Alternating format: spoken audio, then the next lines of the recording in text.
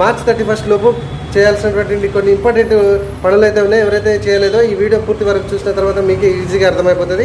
Video నచ్చితే ఖచ్చితంగా like చేసి ఫ్రెండ్స్ అందరికీ ఇమీడియట్గా షేర్ చేయండి. అవేంటంటే ఒకసారి వరుసగా చూసేద్దాం. 31 మార్చ్ లోపు మీ బ్యాంకులో ఆధార్ పాన్ కార్డ్ అప్డేట్ ఉన్నదా లేదా ఒకసారి చూసుకోండి. And pan card Aadhaar card link చేశారో లేదా ఒకసారి చూసుకోండి.